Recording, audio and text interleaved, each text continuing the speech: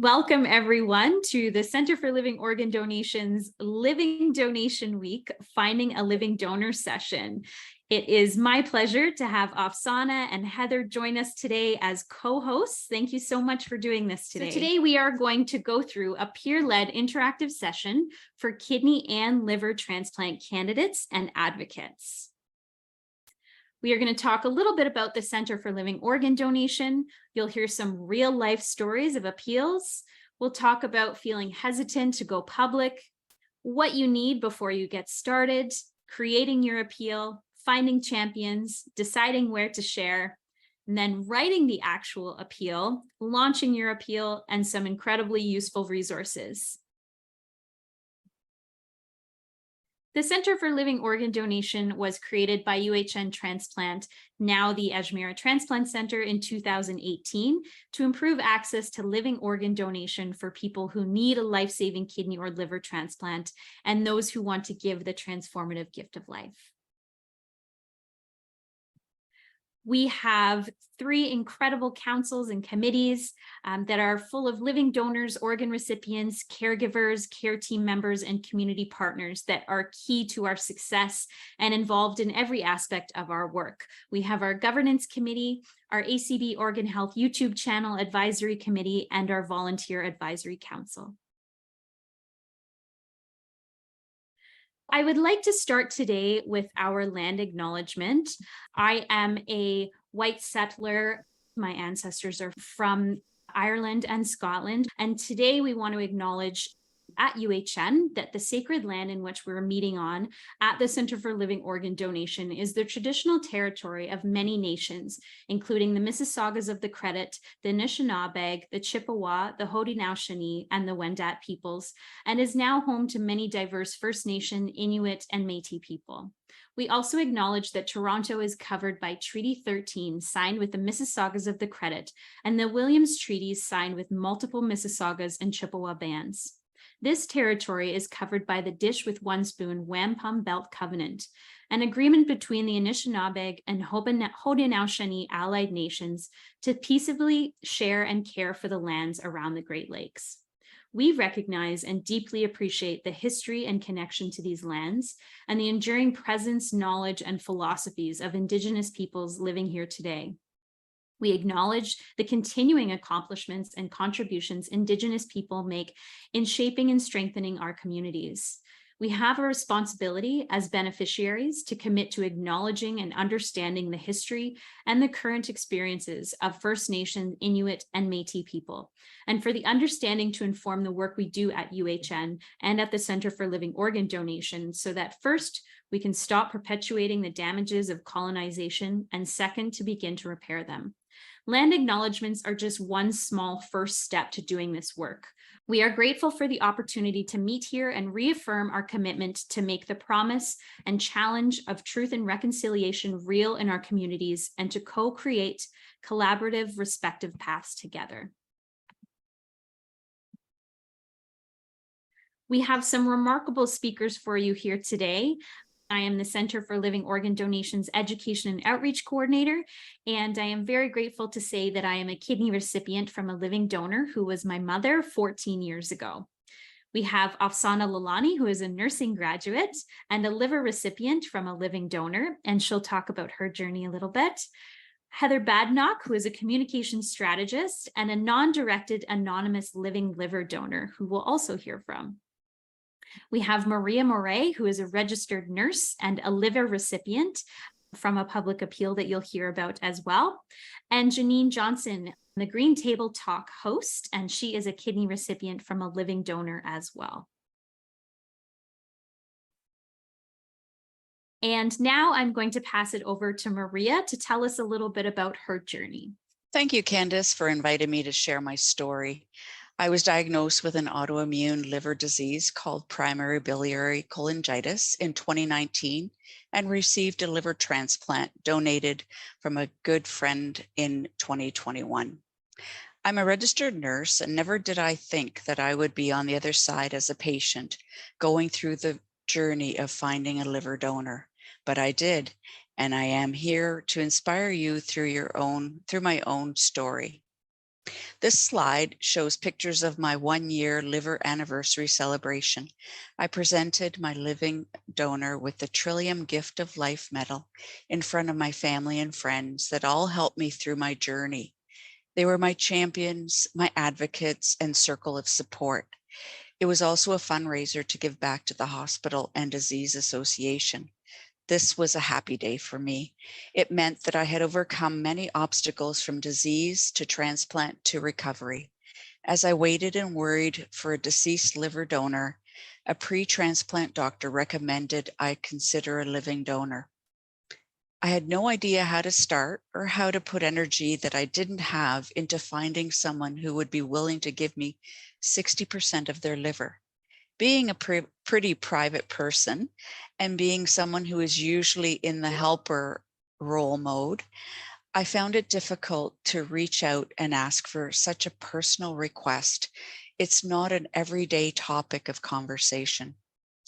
In the next slide, I'll show how I turned my situation around and went public with social media to send out an appeal for a living donor. Next slide. I knew that it would take time to receive a liver from a deceased donor. I connected with a young man who had set up an Instagram campaign in search for a living donor, a kidney donor. This inspired me. I convinced myself and created a social media campaign called Maria Liver for Life through Facebook. I was hesitant though, but I knew this felt right. I reached out to the UHN Center for Living Organ Donation program to get great feedback on my appeal. My request for finding a donor was simple. I described myself, my rare liver disease, talked about my symptoms and struggles with life and working, shared criteria for donating, and then asked my contacts to consider donation, share my story with their contacts, and connect with the UHN Living Organ Donation Program on the process of donating. I did not pressure anyone, simply the facts, and I put it out to the universe.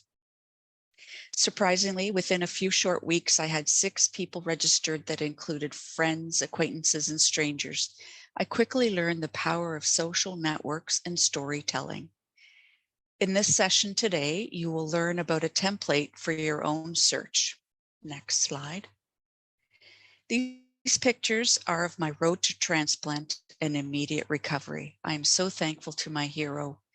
My living donor is a good friend of mine from a circle of mums that I had known since our babies were born 14 years ago. When asked why my donor wanted to do this, she said it was a choice and not an obligation. Next slide. Finally, this slide represents my current life filled with love, living, and renewed health. I was able to see my son graduate from grade 8 and start to travel again. My best advice to all of you as you go through your own unique journey is to soul search. Reach out to your supporters to tell your story. Use the power of networks. Be open to possibilities and avenues. Have a pitch to use or for others to speak for you. Keep connected to resources and services available. And lastly, keep positive and hopeful. I wish you all well. Thanks, Candace. Back to you. Thank you so much, Maria. That was an incredible journey. Thank you so much for sharing what you have been through and informing us and helping to kick off this event for us. And now I'd like to share a short clip from Trevor, who was an anonymous kidney donor after learning about kidney transplants and the journey that people go through. I worked in the emergency departments quite a lot, and on the night shifts, you get to form strong bonds with the nursing team, physicians, and all the staff. There's one nurse in particular who has since passed away. I love her to this day. Her name was Anka. And Anka and I, very similar personalities. I don't think I ever laughed as hard and as often in my life as I did when we spent nights together. Anka, Tracy, Bernice, and I. Just, Lorna, good times. So we would talk a lot. You get to know each other. And through that, those bonding sessions, it came to me that Anka's brother-in-law was also going through dialysis and had, end stage, kidney failure. And we would talk a lot about that. And I just had so many questions around it. Like, a lot of my questions were like, have you been matched, or has he had anybody in the family get matched? And she didn't want to have any conversations around that. No conversations around that. She didn't want any pressure, anybody feeling pressured or obligated like they had to do those things. But like, one thing that stood out was they used to like to go to Jamaica a lot. And I can remember her telling me, when she would go with them, the cost around organizing dialysis when you're away from home. And I just thought, oh my, like, that's just, that's just no way to live. Like, it just seems, to me, it seemed so simple. An individual has two, someone needs one,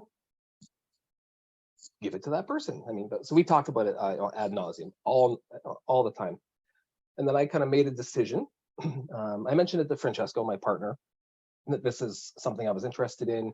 This is something that I wanted to do. And I don't know if he thought at the start that I was serious about it or not, but I proceeded anyway. Thank you so much, Trevor. That was such an amazing journey to hear about. And now we'd like to hear from you. We are wondering, with sharing your journey, hands up if anyone here is feeling hesitant about sharing your journey. How do you feel about sharing your journey and knowing where to begin?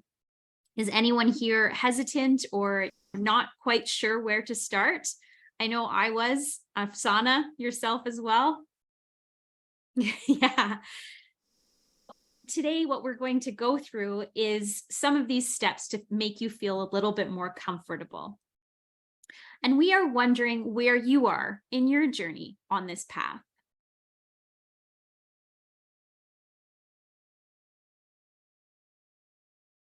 Now we're wondering how comfortable you are with sharing your journey to find a living donor, or if you're somebody who is supporting a loved one, how comfortable you are supporting a loved one's donation conversation.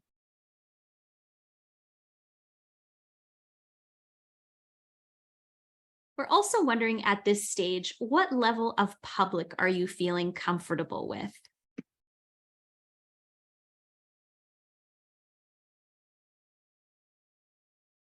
Now that we know where you are in feeling comfortable and where you are in sharing your journey, we're going to start to discuss this. So where do I begin? Have you been open about your health with your community? That is the very first step. And often my dad says, when I think about something that feels really overwhelming and really big, he always says, how do you eat an elephant? One bite at a time. So that's what we're going to do today. We're going to do one step at a time, and we're going to think about all of these things, and we're going to provide you some steps to go through so that you feel much better in this. There are a lot of fears around sharing your journey. For myself, I was really nervous about being vulnerable with other people and knowing how other people were going to react, knowing how people were going to treat me, if it was going to change my relationships with people, if people were going to treat me differently, if they were going to act differently, like I was now the sick person, which I really didn't want to be thought of. My mom stepped forward to be my donor, and that was really scary for me as well. I was nervous about her health and nervous about what that would do to my mom. And my dad very bluntly said to me, your mom wants to do this for you. She wants to be the one that makes you healthy. And it really helped me to know that my mom, as the donor, wanted to have me around. And so for me, being vulnerable and open with my family and my friends and talking about this, yes, it did change our dynamic and our relationships a little bit, but I think it changed it for the better because they were able to understand me more, and we were able to move through this, and I was able to have that incredible support. So when you're starting this conversation and starting about thinking where to begin, I want you to start off with your why. We know why you need a transplant, but I want you to think about why you want a transplant. What will this do for your life, and how will this impact your life in a big way? And now for someone who has been through this journey, I'm going to pass it over to Janine, and Janine can talk about her journey through her path with finding a living donor and how she had some champions along the road as well. Thank you so much, Janine. Thank you, Candace. Welcome, everyone. My name is Janine Johnson. I'm just going to give you a little bit of my story with kidney failure. As you can see on the first slide, I've selected the Lupus Canada logo simply because when I was diagnosed with lupus, I was in my early 20s. My life was great, and I started noticing slight differences in my appearances. My eyes were a little bit puffier than usual, even after sleeping, your usual, 7-8 hours. So I went into the doctor, and after various amount of tests and referrals to different doctors, I was told that I have lupus. And along with lupus, it is an autoimmune disease, which makes you basically take your immune system and turns it against itself, and it starts ravaging other parts of your body. And unfortunately for me, it started attacking my kidneys, hence why I started going to kidney failure. Not right away, but eventually over time, I did go into kidney failure, and I knew at some point in time in my life, I would need a kidney transplant. At this point in time, my mom suggested that, which I already knew, we had to do something. Because according to the doctors, I was only given approximately 4 years to live. And at that point in time, that literally meant I wouldn't be here for my daughter's 16th birthday or any other major milestones for that matter of fact. So my mother, she suggested that we reach out and put an ad in the newspaper. So we went ahead, I started a GoFundMe to raise funds for this ad, because at that time I couldn't afford it on my own. And so we raised funds for this GoFundMe through GoFundMe. And as you can see the ad right there on the screen, it was something simple, basic, just literally letting everyone know that I'm a mother of a 12-year-old daughter at that time. And I was looking for an O blood type, someone who was willing to help save my life so I can be here for my daughter and be here for the rest of my family for years to come. Well, that ad started taking off. 1,900 people approximately started sharing that ad on Facebook and social media. That is the ad there. And it actually got to the ears and the eyes of global news, who then reached out to me wanting to do a story on me and just spread the word even more, letting people know that I was trying to receive a living organ donor, a kidney donor, to help save my life. At that point, Huntley Street, 100 Huntley Street, my cousin, which is on the slide as well, she reached out to me. She was also sharing this wonderful ad, and she wants to spread the word as well. So I went on the show sharing my story. And Women's World, after the transplant, Women's World reached out and wanted to share my story as well. So myself and my donor, we both went and we did an article for Women's World magazine. This whole thing generated a lot of buzz, and it just restored my love and restored the fact that humanity actually is still good, regardless of what's going on out there in the world. Humanity is good, humanity is great. And once you put the word out there, people can reach out and try to help you. And that's what Christy Nolan did, which happened to be my cousin Maggie, her friend. They went to church together. Christy saw the ad on my cousin's Facebook page. She reached out and she decided, you know what, I'm going to get tested. And thank goodness she was a match, and I'm here today. I'm going to talk about champions. When you have a champions are people that you can turn to. It could be close friends and family. Right here, this is my champion. This is my husband, DeRoy, along with my amazing daughter, Tatiana, who's 12 at that time in that picture. They were there for me through thick and thin. They were that lending ear. They were there to rub my back. They were there to wet my tears. Your champion is that group of people, that group of friends that you can be yourself around and feel no restriction. You don't feel any obligation to put up that front and pretend like everything's okay when deep down inside, you feel like the world is crumbling around you. And that right there is my champion, along with a few other people, but the solid core champion, you have them right there on the screen. In addition to that solid champion core that I just mentioned previously, this beautiful woman right here on the screen is my mother. Her name is Maria, and she was the champion. She is that person that regardless of what's going on, she's not gonna sugarcoat anything. She lets you know how it is. She speaks her mind. She was there for me. She allowed me to go through my emotions, not saying that my other family and friends didn't, but this is your mother. And everybody knows that your mother is your everything. And she, regardless of what was going on, she was always there. She went ahead and made me food. She was there to wipe my tears as well. She was there to say, you know what, go through your emotions, feel what you're feeling, but we need to realize that we can't stay and wallow and be sad forever. We need to act. We need to put some type of action behind this so you can live. And that's what I needed to hear. She was no nonsense, straight to the point, expressed herself. And she also treated me as her daughter. She never treated me as, oh, this sick person, or she had to handle me with kid gloves. That's one of the reasons why I didn't share my story at first, because I didn't want that sympathy surrounding me everywhere I went. And people were always saying, oh, how are you, Janine? Are you okay? I just want to be a regular person. And this woman right here on your screen ensured that happened. She made me laugh. Whenever I went to her house, she made me do chores. I was doing dishes. She treated me as her daughter and not just a sick person.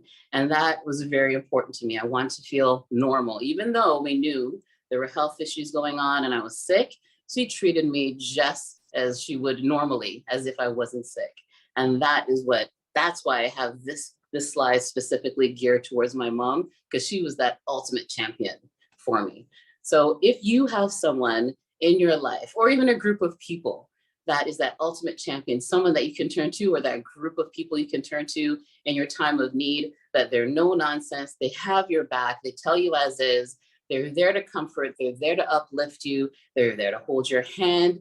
Just those are the people that you should keep close. Those are the people you should keep near, especially during times like this. Thank you. Thank you so much. We're all very touched by the story that you shared. We're so incredibly happy to hear how well that you are doing now. So thank you for inspiring people to engage that champion team and to find a living donor.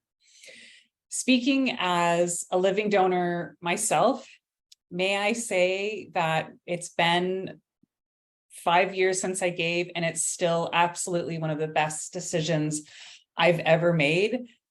And people often wonder, well, why would a donor give? And when I tell my story, is anybody really going to step forward? Living donors give simply because we can. We've been, for whatever reason, lucky enough to be born healthy. And we know that not everybody had that bit of luck. And often it's because we feel a connection to transplant or to a specific recipient in some way. Maybe it's a long time ago. Maybe it's really recent. In my case, I gave to someone that I don't know and I've never met, but absolutely felt that they deserved to have a chance to have a really wonderful life. Oftentimes, donors have a history of volunteerism. We've been a volunteer in our community. Maybe we help out in big or small ways. Many of us anecdotally seem to have pets adopted from rescue organizations. We often are blood donors. We're registered as stem cell donors should we ever be a match to someone. And we want to help, and we have a history of helping when it's possible.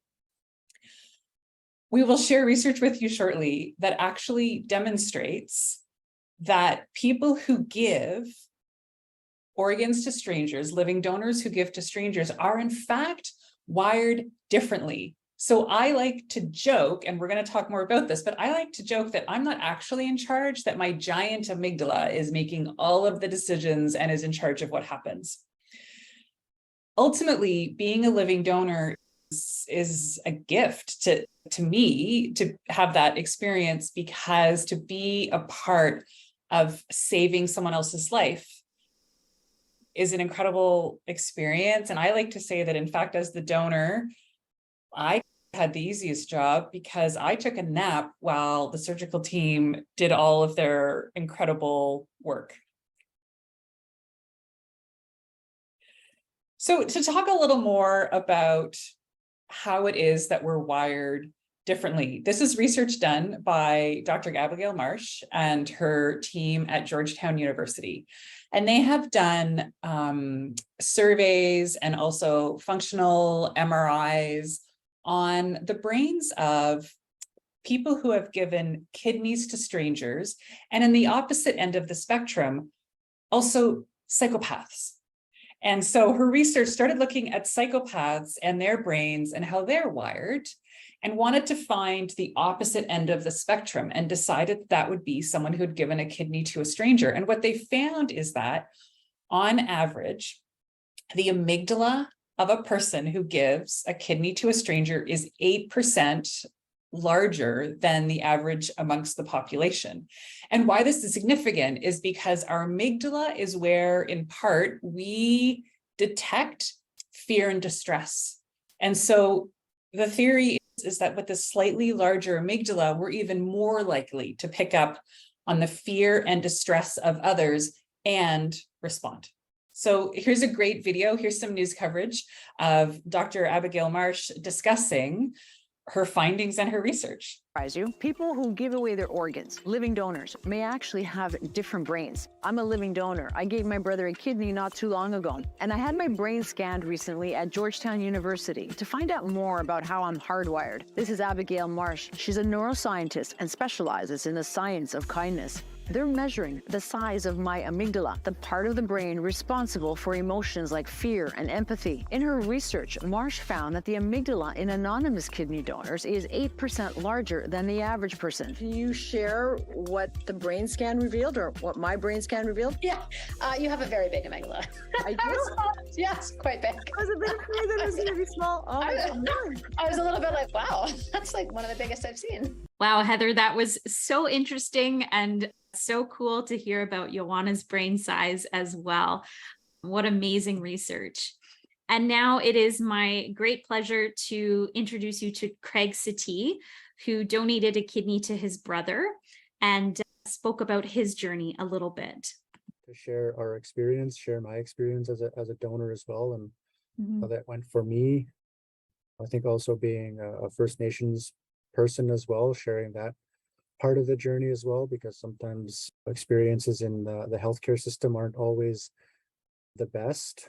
And so I think fortunately I did have a relatively good experience with the transplant, and it hasn't always been the case with other experiences in healthcare for myself, but you know, just being able to, I think, trust in that process for the end goal of having my brother having a chance to live a longer life with a new kidney in his body was really the goal, and wanting to share that story. I think that's the real reason that we wanted to share that, was because it was also upcoming on our 10-year anniversary. So just to highlight that people can live long, healthy lives when they receive transplants, and when they also are the donors of organs that get transplanted into family members, or sometimes even anonymous people who donate just out of the goodness of their own heart and altruistic passion to share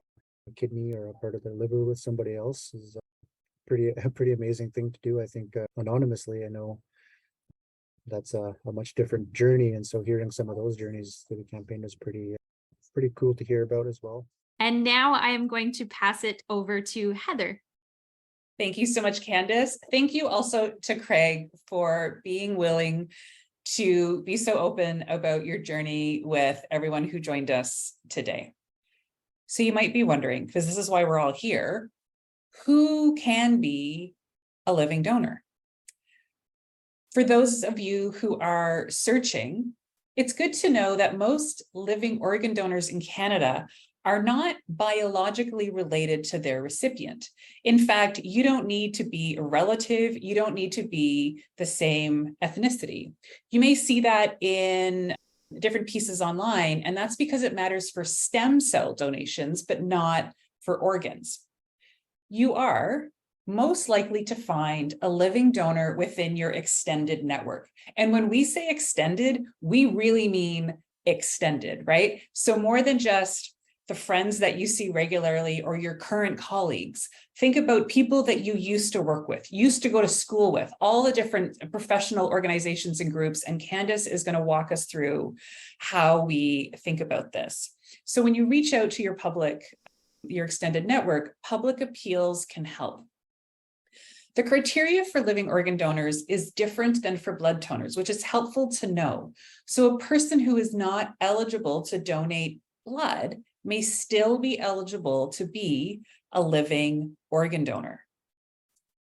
I'm going to hand it off to Afsana, who's going to share with us how we even think about getting started. Thanks, Heather. That's a great question. I know that when I was in the same position and I needed a donor and my family I couldn't turn to because none of them were a blood type match, I turned to Heather actually. And Heather helped me figure out this big question of how, because I definitely didn't know the answer to that. So it's okay if you don't know. That's what we're here for today. When you're asking us how, then it's important to think about the fact that you're not actually asking for a living donor in the first place. Instead, you're sharing your story and your journey and any information to create an opportunity for the right person to come forward. So you're simply just asking people to help you spread the word, whether that be about organ donation, about the illness you have that requires an organ. And that could be whether it's like a liver or a kidney, either or, we could be asking and spreading the word about that instead. So friends and family may be looking for ways to help you in that sense, and they can become your champions and help to spread the word for you. So we'll talk a little bit about champions now. So champions are usually the first step when it comes to creating your public appeal.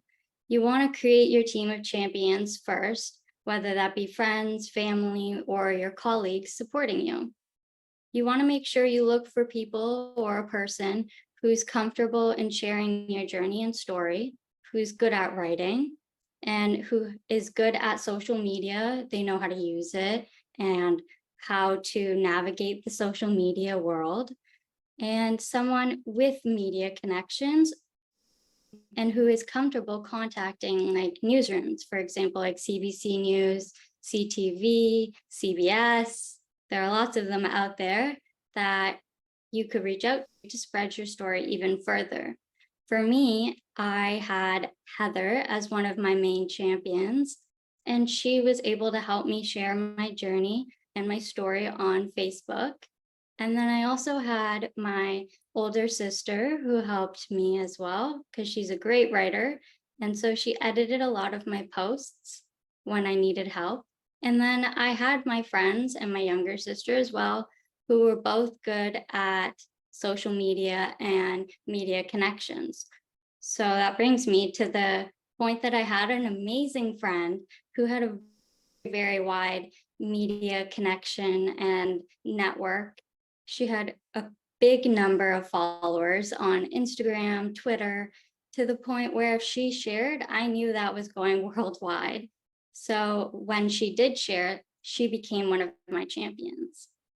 Then when you start with a level of public appeal that feels comfortable for you only and only you, okay? I want you to make sure you know that you don't have to go to Facebook. You don't have to go to CBC News if you don't want to. If it's your comfort level to send an email, that's okay too. If it's better for you to just pick up the phone and call some people, that's okay too. It's totally up to you and how we start, where we start, and how you want to progress in your public appeal. So now, why we need these living donor champions. It's really important to have these kind of people when you're going through this process, because it is hard. And it's especially hard to share something so personal to you. It's very vulnerable. And I know I was scared to do it. I didn't want to do it. I didn't want to hit that post button for the first time. I really didn't want to attach any pictures, that's for sure. And I didn't want the world to see me in a way that didn't really define me. My health isn't just me. I am a student. I have a cat. There's more to it than just that. So my living donor champion was able to hit that post button for me to help me and feel more comfortable going through this process. So they definitely provided the emotional support. And They also helped me in learning more about living donation. Heather provided me with so much information that I would not have known going into it. And same with my doctors and the living donation office. They were always willing to pick up the phone and answer all my questions. So in a way, they were also a champion. Champions help spread awareness to a larger network. So everybody started sharing and it got wider and wider. That way it gets to a bigger network outside of just your close circle of friends and family. And in the end, it really does take the pressure off you. You're going through a lot. You're not feeling the best. You got to go in for those appointments and that blood work. So having those champions take some of the work off your plate means so much. It makes the biggest difference in the world. I promise you.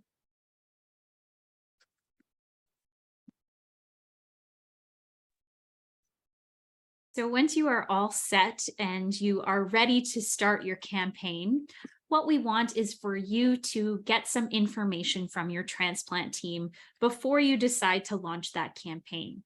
So we have a checklist that we will provide to everyone to bring to your appointment to discuss with your transplant team. And some of these items that we want you to talk about are making sure that you or the person that you're helping are on the transplant list and that they are eligible for a living donor. Make sure that you ask that specifically, and then also that it is approved by your transplant center to do a public appeal. For potential kidney recipients or people who are supporting potential kidney recipients, you need to know the blood types that the living donor can be. But fantastically, we have the Canadian Blood Services Paired Kidney Donation Program. And the Kidney Paired Donation Program is a program where across Canada, matches can be made for people who have donors who want to donate to them, but are not compatible donors to their recipient. So these people are eligible to be donors, but are not compatible with the person they want to give to. And as you can see in this photo on the bottom right, this is just one example of one of the chains that can happen. So an incompatible pair can go into this kidney paired donation program, and they basically do a swap. So the donors swap and donate a kidney to someone that they don't know, and then their recipient receives a kidney from someone that they don't know. And this happens a few times a year all across Canada. And so this is a really great option for people who have eligible donors who may not be compatible with them. For liver, blood types do matter. So you do need to know the blood type of your potential donor. There are places across Canada who do paired liver exchanges, but it is quite rare. So you want to ask if the transplant team can offer that for you as well. The other question is, how does the transplant center want to be contacted with questions for potential donors? Do they have a place like the Center for Living Organ Donation who can answer those questions for those people? Do they have peer support groups that you can ask for? Or do they want you to call their transplant coordinators to ask these questions? And then lastly, how do you apply to your transplant center to be a living donor? Is there an application that you can fill out online? Where is this information that your living donors can go to fill out and to apply to be your donor?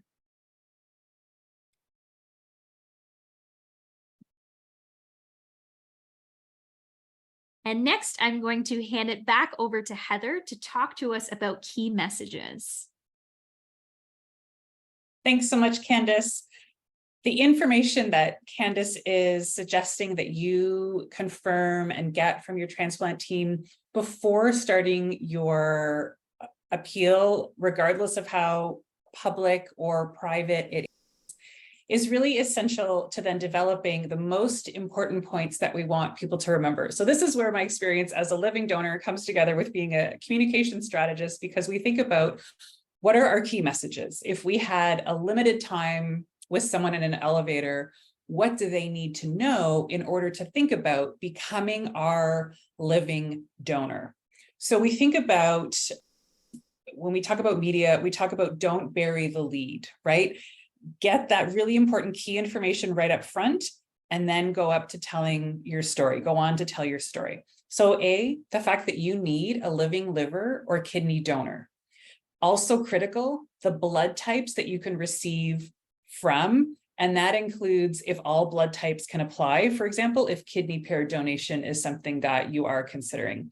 Also really important to state your location, because if you are doing a very public appeal, say on social media, your hope is that it does spread beyond where you're living. So if you live in Ottawa, sure, your immediate network that you share your message with will know that you're in Ottawa.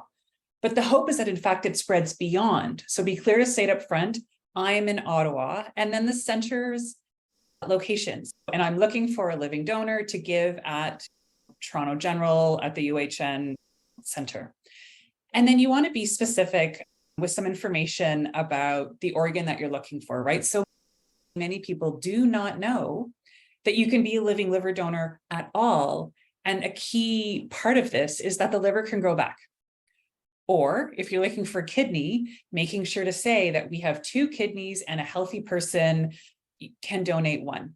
And Candace talked about a link to where people can get more information, because they may not want to contact you directly. They may want to anonymously look into it to decide if this is right for them. So giving them a link to a website to learn more is ideal. And then, of course, critically, how to apply to be your donor. So these are the most important points that we want to make. And then to build upon that, who are you?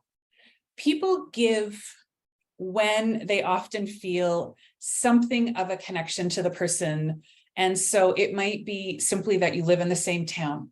It might be that you have the same profession, and we'll look shortly at a woman who's a nurse who was looking for a living donor. It might be that you just share similar hobbies and interests, right?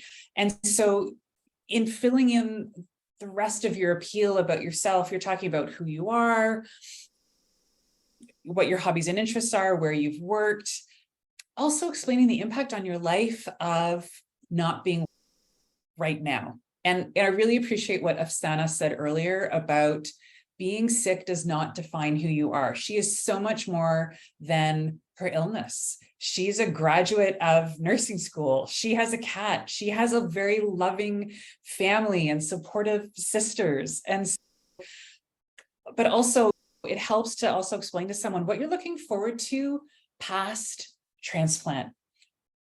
After your transplant, what are the things that you were looking forward to down the road when your life gets back to much more of a semblance of normal?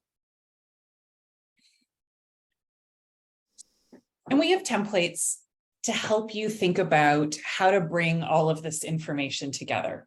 But again, don't bury the lead. So whether this is something you're going to put in an email to your closest contacts, or whether it's a Facebook post or something you're going to post on another social media platform, that key information needs to be right up front. Too many appeals that I see are backwards. They go through this long health history and gradually build up to, at the very end, saying, I need a living donor.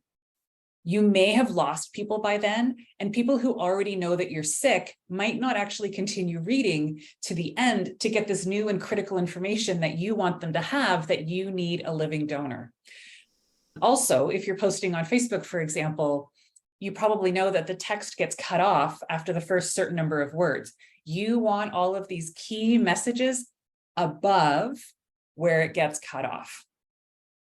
And then you fill in your personal and professional information, who you are, what your interests are, your hobbies, all of these things that we've talked about. And finally, you can end your email, your social media post with a link to apply, information about, share a link to more about living kidney donation or more about living liver donation. And also who to call anonymously for more information, because we know as donors and patients, it's not necessarily our role to give medical information or to say to someone, you're a fit to apply or you're not a fit to apply. This is best managed by, so at Toronto General, this would be the Center for Living Organ Donation is best to help you navigate this. Great people to send potential donors to ask all of these questions. And then a person like Candace can fill them in on how to go about applying, answer all their questions, talk to them about reimbursement programs that are available, and all the really good and helpful information like that. So a really great example of why you share who you are, your maybe professional background, is because oftentimes your professional community or your personal hobby community will really adopt your campaign and spread it because you are one of their own. And so I've seen this when I worked on a campaign to help a person who's an avid cyclist in Toronto who needed a donor. And we really focused on the cycling piece. And sure enough, the cycling community, the cycling shops, other people who cycle as hobbies didn't need to know him and spread the word. And ultimately, a donor came forward from within his really active community, but it wasn't a direct connection. It's like a friend of a friend who came forward, right? In this case, this is Pam. Pam is a lifelong nurse and had worked at a hospital in Ottawa where she had an accidental needle stick. So while treating a patient who had hepatitis C, Pam got hepatitis C. And this is before the treatments were really as effective as they are now. And so unfortunately, the treatments that they tried at the time, and she got the absolute best care that was available, she still got quite sick and ultimately needed a liver transplant. And so we really focused on her being a nurse. Her story was picked up by Andrew Duffy at the Ottawa Citizen. He wrote a number of stories. CTV Ottawa covered her story and really focused on how she was doing and her need for a liver. And on the next slide, what we see is the messages that came into the Facebook page that we had created. Some people there had worked with Pam, remembered her, remembered how lovely she is, wanted to give to her. Someone else said, I'm a nurse, can you tell me more? I've got this blood type. The nursing community really picked up this story and shared it. And the great news is that Pam did get a donor. She has had the transplant and she is back home in Ottawa. And so this has a really happy, wonderful ending. So here's a couple of short story examples to show what a good appeal looks like, but also what a much better appeal looks like. So here we hear about Vanessa, who is a loving daughter, sister, aunt. She has a rescue dog, Spencer, and we hear about how her work in childcare and when she's not at work, what she loves to do. So you start to have a picture of her, like she loves exploring backcountry. And so you also start to think that after transplant, she's going to go more to this backcountry exploring that she loves. We talk about the fact that she was diagnosed with primary sclerosing cholangitis. We are missing, though, although this is really lovely, some really key information about Vanessa. And so someone reading this doesn't know the blood types that her living donor needs to be, doesn't know what city she lives in, doesn't know where the transplant would take place, doesn't know how to find more information. And she sounds lovely, but maybe she lives in Texas because we just don't know. So a much stronger example would be if we lead with that she needs a living liver donor, blood type O positive or O negative to donate in Toronto. We do, and I encourage you to spell out the O positive and the O negative and whichever blood types you are eligible to receive from, because if you simply put O, people will assume it's a typo and they'll contact you. Which one do you mean? Do you mean O positive or do you mean O negative? And then it leads into say that the liver can grow back in 2 to 3 months, and how the survival rate for donors is 100%. They've done more than 1,000 of these surgeries at Toronto General. And then we get into the eligibility, how to apply, who to ask questions of. And I would say that in a longer format, you could insert into here all of the other really great information about Vanessa and who she is as a person. So we've got some shorter templates that you might like to work from. We've also got some longer templates. Afsana's going to talk about a much longer example that was wonderfully successful. And so we're happy to share all of this information with you to help you in your journey to find a living donor. Okay, so for a example of a Facebook appeal you could do, this is baby Eliza's Facebook appeal that I created for them and her family. She was a 5-month-old baby at the time when she was listed for a liver transplant because she had biliary atresia.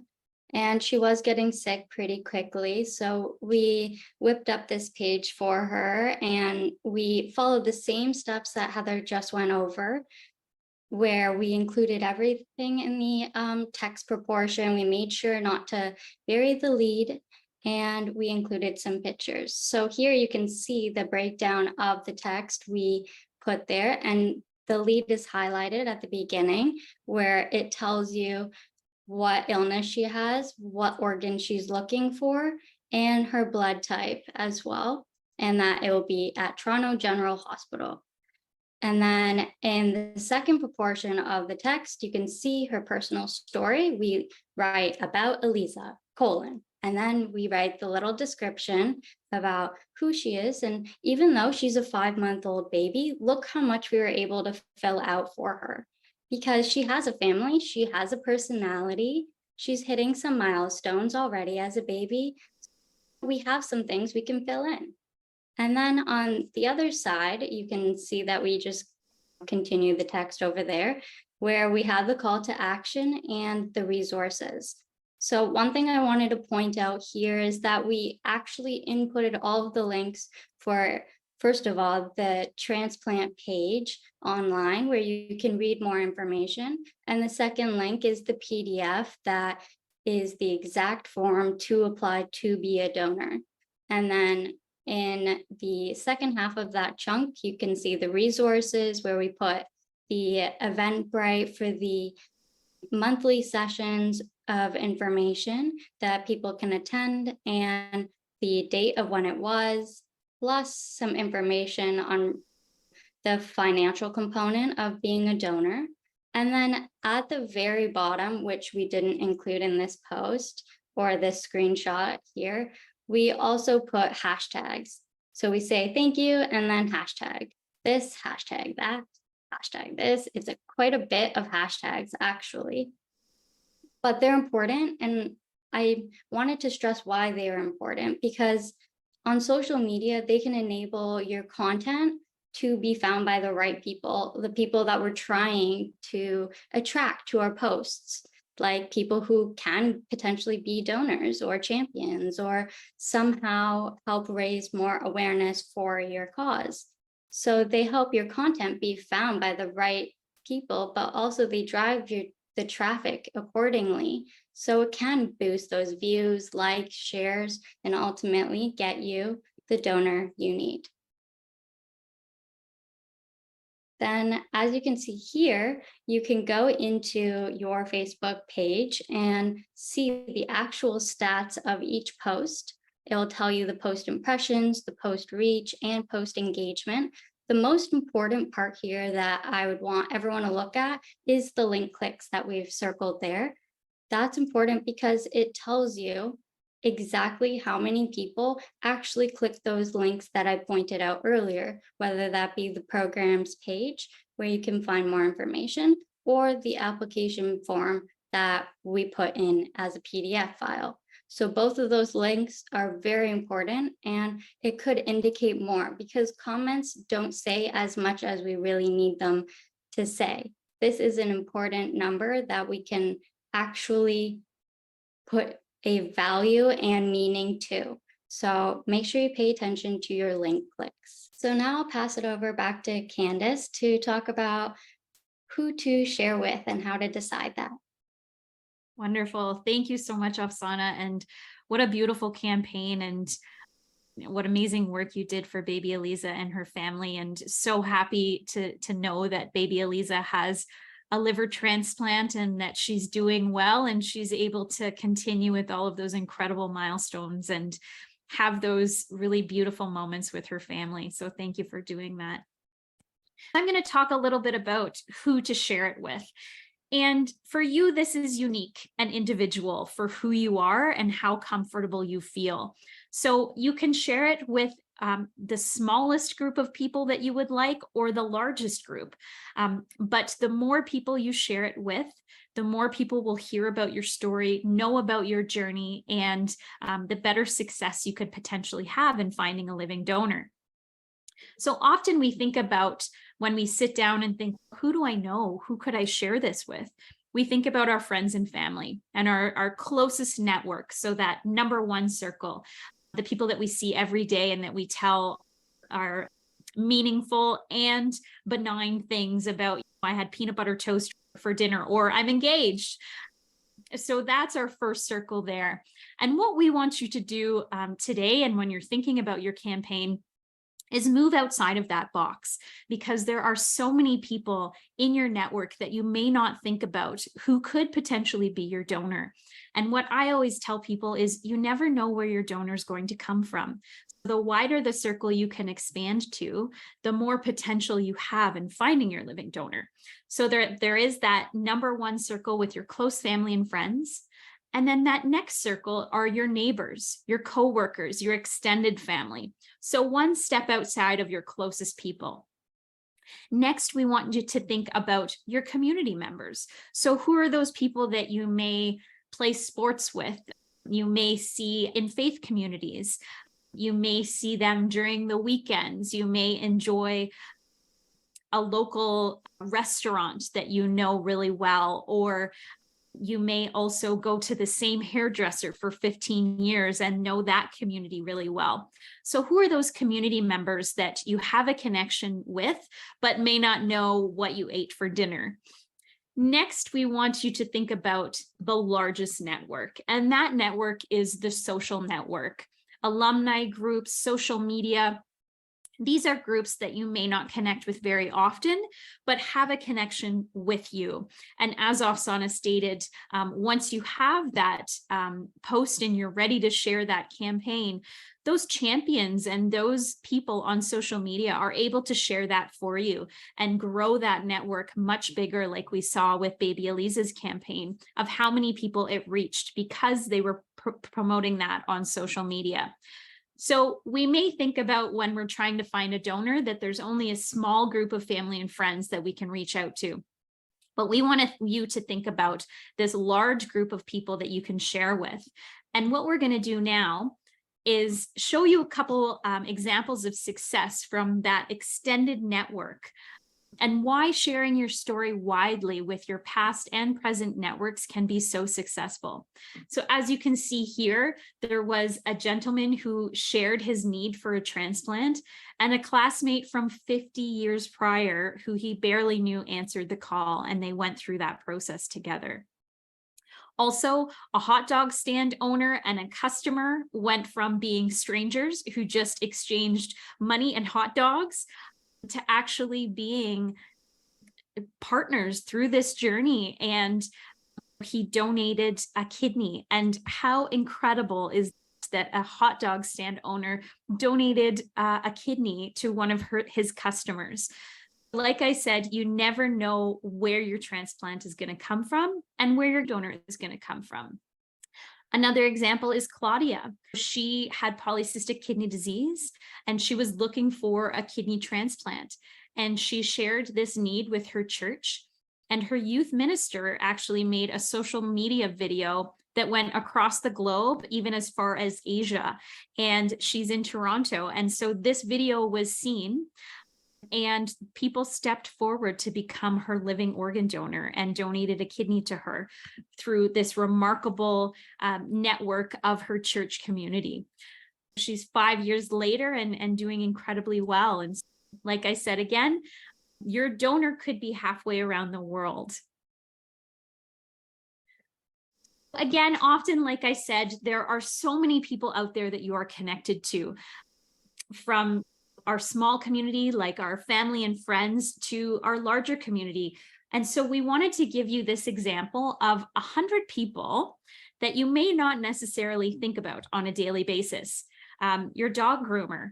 I have a very close connection with our dog groomer. Also, people from the Chamber of Commerce that you may have known for several years. A midwife, the close connection that women have with their midwives and that group. Military friends, teachers, what a large network there is there. There's all of these different people in your network. So what we want to do is we're going to set a timer for 100 seconds.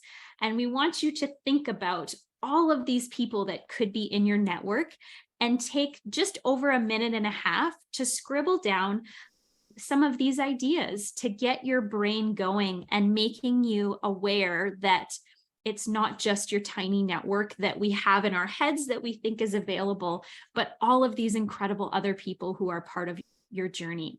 So I'm going to pause and give you a moment to do this exercise.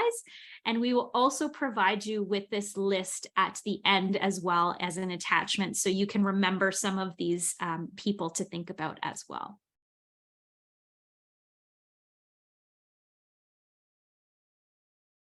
Now that you have thought about all of those people who could be in your networks, we also want to talk about some of the cautions that we want you to have when you're entering into this journey. One of them is you may have people who step forward to be a donor, but they do so in a way that they want to sell their organs. This is actually illegal in Canada to buy and sell organs. No one should want payment or ask for incentives in any kind. You cannot offer incentives to potential donors because this system is based on altruism. So we have remarkable people who step forward out of the goodness of your heart, which you've heard about today. And we want to continue to support that. For more information, if you want to learn about ethical guidelines, you can visit our website. Also, to learn about the Declaration of Istanbul about organ trafficking, you can always learn more at declarationofistanbul.org. It is very serious, and we want to make sure that you are protected as well when you're going through this process, so that you don't have to deal with any of these issues that may come up through this process. And if you have any more questions, your team is always there to support you through this as well. And then many people ask us as well if donors are able to step forward from outside of Canada. And the answer is yes. Many hospitals across Canada support living donors from countries outside of Canada coming to donate to their loved ones. There are many more steps in this process, we will say, because they're not living in Canada. However, there have been incredibly successful transplants that have happened from loved ones outside of Canada coming to donate. And we partnered with St. Michael's Hospital and Kevin Bradley, who is a coordinator there, to do a webinar all about this, all about out-of-country living donors. And you can take a look at that on our Center for Living Organ Donations YouTube channel.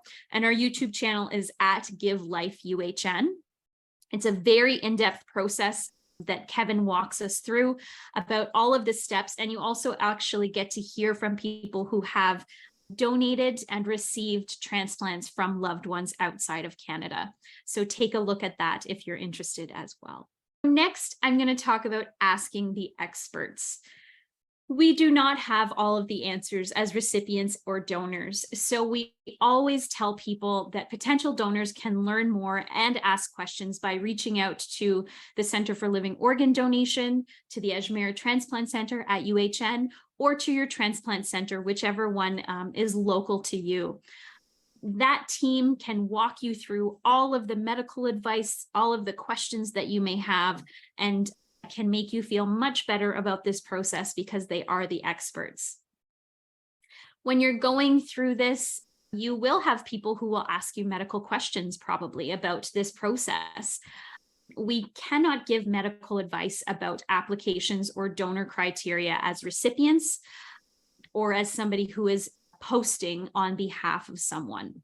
So the donor assessment team will determine if it's safe for a potential donor to go through the process. And during that screening time, when they go through all of the tests that the donor goes through, the transplant team will discuss the risks with those people and let them know what the next steps are going to be for them. As this is a very individualized process, so answering in very generalized terms won't work for everybody. So being able to connect with their transplant team and knowing each person's individual journey is the way to move forward. Living donor candidates can withdraw anytime and their privacy will be respected. So if they feel that they are not comfortable going through this process, the living donor team will let the potential recipient know that donor is no longer able to donate. They won't tell them why. They will keep their privacy secure and just let them know that they're going to move on to another candidate because that candidate is no longer eligible to donate. So also many people wonder, how many people do I have? Have people applied? Do I have to keep sending out these Facebook requests? Where am I in this journey?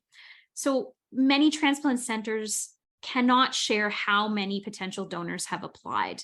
But what they can do is they can confirm if there are applicants and if you should continue your search. The transplant coordinators will let, yes, keep posting, stay positive, keep sharing, or they can let you're okay to pause for now as we are working on this for you.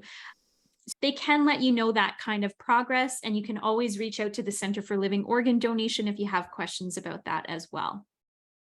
And lastly, stay positive and keep sharing. The more you can share, the better potential it is for you to have a living donor out there see what you're looking for. Not everyone can or wants to be a living donor. Not everyone is ready or able to go through the living donor assessment, and not everyone is able to donate. So it is a very shocking number, but generally 4 out of 5 living donor candidates who step forward aren't able to be living organ donors. And that seems like a big number. And that's why we want to be vulnerable and be open and share our journey, because we need to find the person who ends up being compatible and ends up being able to be our donor. And although not everyone can donate and not everyone wants to, almost everyone can be a living donor champion. And as Afsana stated, there's many people who are willing to share on your behalf, but they might not know how to do that. Often people will say to me, how do I help? Because they just don't know what to do or how to help. So know that people want to help you. They just often don't know how or don't know what to do. And it could be as small as, will you hit share on my Facebook appeal? Or even outside of this living donor process. As people who are living with kidney failure or liver failure, often it's really hard for us to do some things around the house even. So people who want to be your living donor champions also want to help you. So ask them. Someone could mow your lawn, someone could help you with groceries. There's so many things that people could do to help you through this journey as you're looking for your living donor and they just don't know how. So be open, be vulnerable. People want to help you. They just might not know where to start. And now I am going to pass it back to Heather, who can talk about all of the incredible ways that you can share your story. Thank you so much, Candace. Candace just illustrated one of the many reasons why you can direct people with questions to the Center for Living Organ Donation, because there is a wealth of knowledge there, and they're just tremendously helpful. Think about all of the ways that you can share your story. Like Afsana mentioned earlier, think about the level of public that you're comfortable with. And maybe you're most comfortable sending emails within your network or having conversations with friends, but there's no limit to how creatively we can share our story. We can ask city councilors, right? We can write a little text for them. When you ask someone else to share your story, may I suggest writing the text yourself to make sure that those key points are in there. You can ask a city councilor. You can ask your friends to forward an email. You can go to your local community Facebook group, True Story, but this is how we found a donor for a woman a couple of years ago. We had reached out far and wide. And also, I just happened to share a post into the community group where the patient and I both happen to live. And that's where the donor came from. A woman she had never met who instantly felt a connection to her simply because we live in the same community and they're neighbors. And so that's who became her donor. As you think about how you and your champions are spending your time, what is the most efficient way to spread the word? So while a sign on your front lawn might reach a certain number of people who walk by every day, maybe starting up a Facebook page is going to reach exponentially more people. So think about your time and your energy and really where it's best spent, and limit it only to your creativity.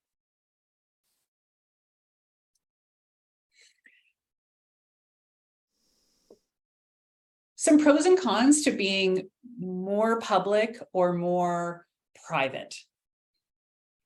First of all, we think about reaching more people because the more people we reach, the more hopes we have of finding a donor.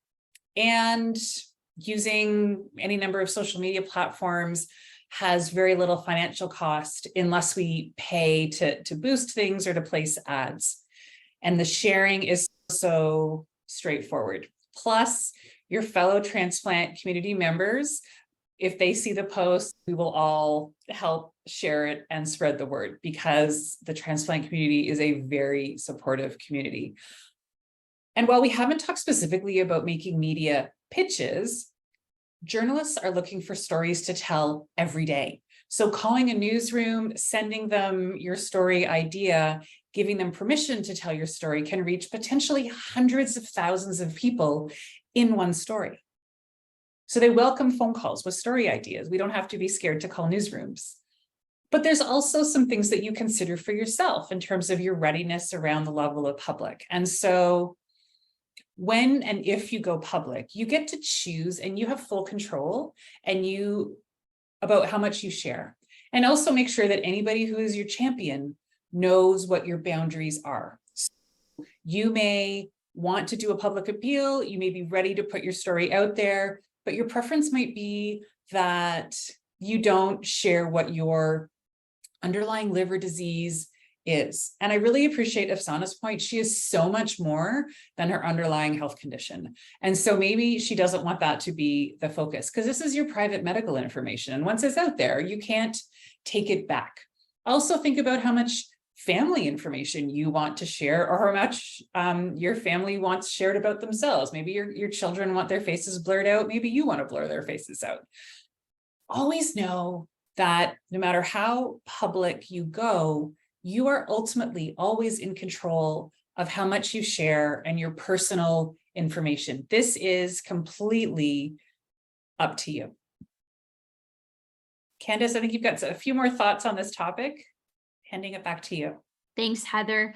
So what we want people to remember is that no matter where you share, remember consent for others. So be considerate of others who are involved in your story and respect their privacy. If you take pictures or recordings for your campaign, make sure to get permission from the people in those photos and the videos. As well as your family and friends, hospital staff and other patients also have the right to privacy. So make sure again that you're getting consent from everyone who is involved.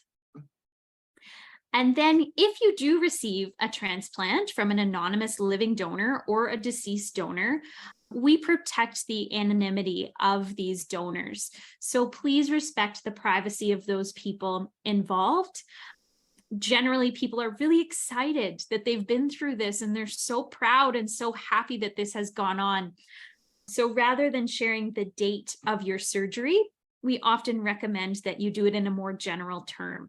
So you could say, the month or the season that it happened, so that the anonymity of that donor will not be released. UHN does not introduce anonymous, non-directed living donors, but does allow donors and recipients to exchange anonymous letters. So this rule varies amongst transplant centers, but many places are allowing this to happen, and it gives the ability for the donors and recipients to connect and talk if they're interested in that. Ontario legislation does protect the identity of deceased donors and donor families. Similarly, in Ontario, Trillium Gift of Life also facilitates letters through donor families and recipients if they want to participate in that as well. We want you to think about, what have you tried? Have you reached out to anyone personally? Have you shared with past or current colleagues or community organizations? Have you already shared on social media or reached out to media outlets, or have you not tried anything yet?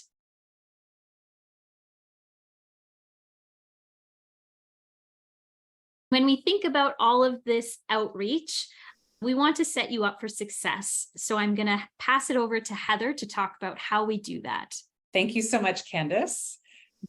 So setting yourself up for success. As a bit of a recap, you've got a team of hopefully champions who care for you and are going to help you out. You know how public or private you want to be. You've created your messages. You've chosen which sorts of platforms or people that you're going to reach out to, which networks you're going to go through. And then if you're using social media, consider that your personal account is possibly not what you want to use for your public appeal, right? Your private space where you work with your friends and share photos and share how you're doing might not be the face of your public appeal. So consider creating separate accounts on whichever platforms you're on to actually make the face of your campaign. Not only is that separate from you personally, so that you personally aren't responding to messages, but also it means that your champions can help to run things, help with posts, help editing, just like Afsana was describing. You can also think about creating a new email address and responding to questions there. Ultimately, you'll be wanting to direct folks to the Transplant Center to get their questions answered. Think about creating a schedule so that people know they're going to hear from you on Sunday evenings, or you don't have to commit to a schedule for them, but maybe think about a schedule for you and your team. So there's a goal to post at least once every 2 weeks, or more often if you've had a recent visit and want to share an update on how you're doing, right? And not every post needs to be about your transplant journey. Remember that you're a whole person. And so while you're waiting, the photos don't just need to be of you having hospital visits. Maybe it's you going for a walk. It's you having a meal with your sister. It's whatever else that you are doing. There are so many endless content ideas that can keep your page moving and going and full of content to help people get to know who you are and hopefully feel that link to give to you.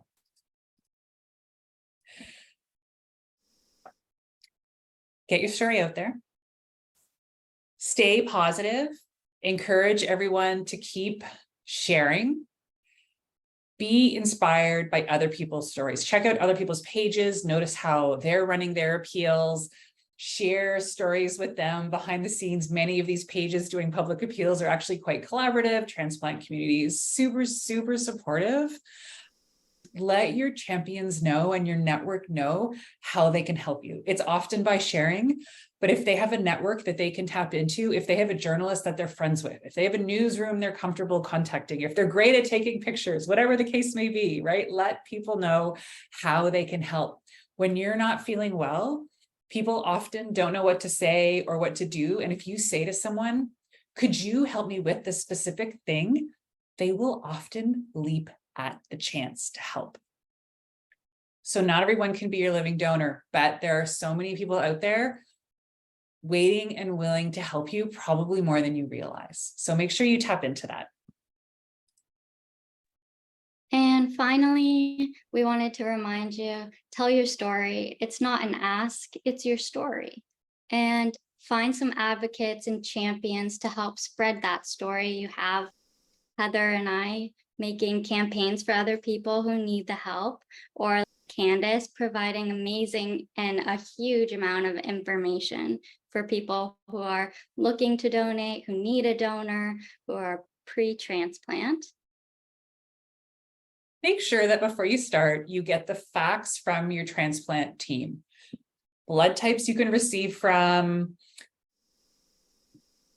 are you eligible for a paired liver, paired kidney, all this sort of critical information, how someone applies, these sorts of things that you want to include in every single post and make sure it's really abundantly clear. When you create emails, social media posts, whatever it is that you're doing, don't bury the lead. Put this critical information, put your critical key messages that we discussed earlier right up top. Keep in mind also that if you're talking to a journalist, which I was helping a patient with over the weekend, we were not shy to say to the journalist, these are the key messages that are really critical to please include in the story. And the journalist appreciates that. They want you to be as successful as you want to be, and they want to tell as good a story as you want them to tell. The search takes time and patience.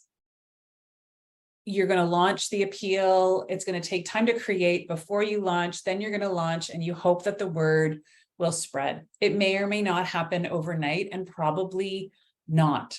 Plus, in the background, you may not know when people are going through the screening process, what is happening with that. And so, as much as the wait can be hard, keep going, keep being positive, keep plugging away, and know that the people who step up to be living donors like me genuinely want to give. We feel the draw to give. For many of us, it's the most joyful thing we have ever done.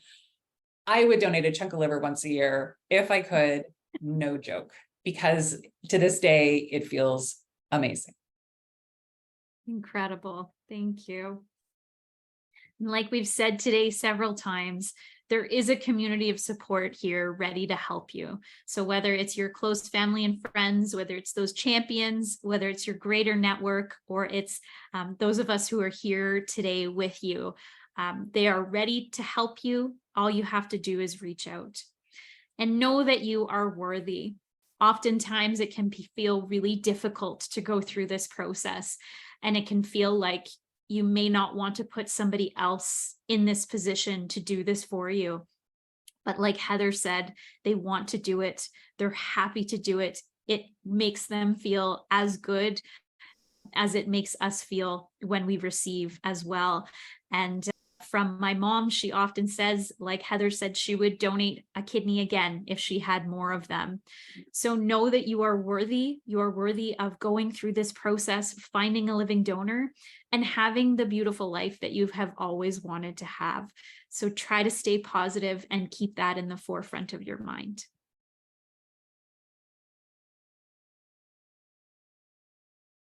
Now that you have gone through this with us today, we want to ask you the same question again. How comfortable are you sharing your story to finding a living donor or supporting a living donation conversation as an advocate?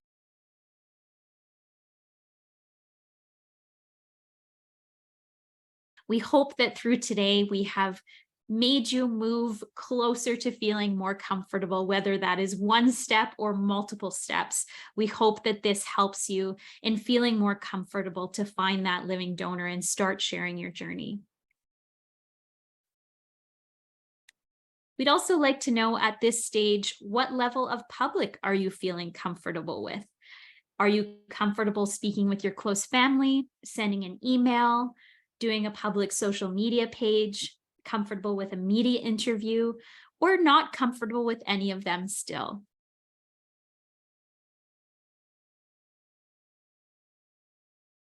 We want you to know that there are further resources. So on top of everything that we've talked about today, we do have a template to customize with your personal journey that you can use. It can be used for emails, social media, anything that you need it for. We also have our Center for Living Organ Donation guideline for social media and public appeals. We have an incredible online resource library for patients and families and donors who can take a look at. We are on social media at givelifeUHN. And we have our Living Transplant podcast, which features stories of people who have both donated and received organs and experts through this field as well. And we will send you the resources so that you have all of these with you as well. On Friday, September 15th from 12 to 1:30 p.m., we have a Finding a Living Donor Zoom drop-in hours. So you can register at givelifeuhn.eventbrite.ca and you can drop in and ask us your questions about finding a living donor. Ask us anything that you have at the top of mind, and hopefully we can answer those. And if we don't have the answers for you, we will follow up and get them for you. We have many resources at the Center for Living Organ Donation. We have information and referral. You can call us or you can shoot us an email at livingorgandonation@uhn.ca. We have topical webinars that happen. We have workshops and presentations. Every Tuesday of the month, we have a different information session that you can attend. We also have a new webinar for caregivers, one Wednesday at the end of every month that people can attend. We do one-on-ones, so we can connect you with people who have been through this process as peer support, or you can connect with myself and our center team. We have lots of volunteers. We do community outreach, public awareness campaigns, and research and advocacy about access and equity issues. We have 2 YouTube channels, so you can take a look at Give Life UHN is our Center for Living Organ Donation channel, as well as at ACB Organ Health is our ACB Organ Health YouTube channel. We have lots of incredible videos on there. There is no short amount of content there for you to take a look at. So if you have some time, that's a great place to start. Also, as I mentioned, our Living Transplant podcast, we are on season 4 now, so lots of wonderful interviews there. Our social media, we're on Twitter, LinkedIn, Instagram, Facebook at Give Life UHN. And then our public awareness campaign, Great Actions Leave a Mark, which you can take a look at stories, videos, and images of living donors who have donated a kidney or a portion of their liver, as well as recipients from living donation at greatactions.ca. And you may recognize a few faces in that campaign. Our incredible Afsana at the bottom left there, showing off her amazing liver transplant scar.